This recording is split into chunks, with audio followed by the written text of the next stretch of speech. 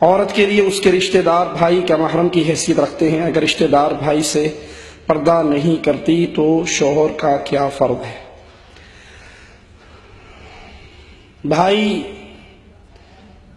سے مراد چچا کے بیٹے، ماموں کے بیٹے، خالو پھوپھا کے بیٹے، کزن جس کو ہمارے ہاں کہا جاتا ہے، یہ بھائی نہیں ہے. بھائی وہی ہے جو رضاعت کا بھائی ہو یا اس کی ماں جایا ہو، خون کا رشتہ ہو یا دودھ کا رشتہ ہو. اس کے علاوہ جو بھائی ہم نے بنائے ہیں وہ اللہ نے بھائی نہیں بنائے. یہ بھائی اگر 2 بول پڑھ کے نکاح کر لے تو جس کو آپ بہن کہہ رہے ہو وہ اس کی بیوی بن جائے گی، لیکن دودھ اور خون کے رشتے والا اس کے لیے یہ ہمیشہ کے لیے حرام ہے. بھائی وہ ہے جس سے کبھی نکاح بھائی وہ ہے جس سے کبھی نکاح، چاچے کے بیٹے سے تو نکاح ہو جاتا ہے نا، ماموں کے بیٹے سے ہو جاتا ہے، تو یہ بھائی کیسا ہوا؟ ہمارے ہاں کہتے ہیں جی بس آپ تو مولوی صاحب ہیں، آپ نے تو کرنی سختی ہوتی ہے.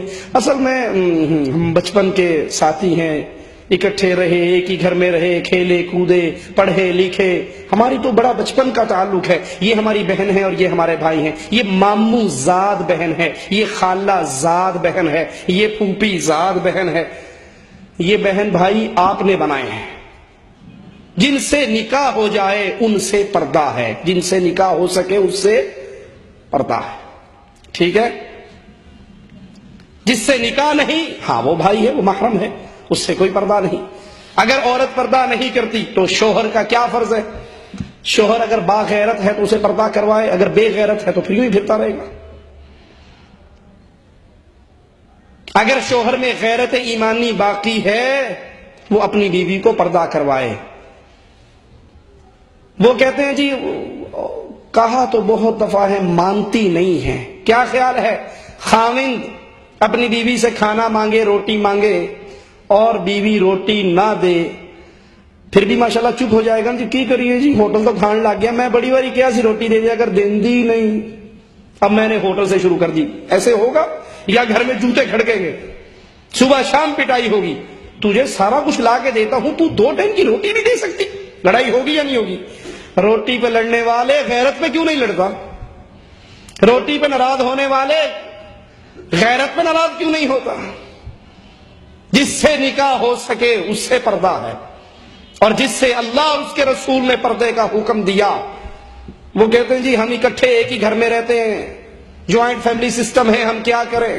جو مرضی کریں، لیکن پردہ کروانا آپ پر ضروری ہے. وگرنہ یاد رکھیں دیوس اللہ کی جنت میں نہیں جائے گا. اور دیوس کون ہے؟ جو اپنی بیوی کے اندر برائی دیکھے اس کو ختم نہ کر سکے. یہ برائی نہیں ہے، سوچئے یہ برائی نہیں ہے. بیگم شاپنگ کرنے کے لیے خود بازار کے اندر گھوم رہی ہے، بیگم شاپنگ کرنے کے لیے خود بازار میں گھوم رہی ہے.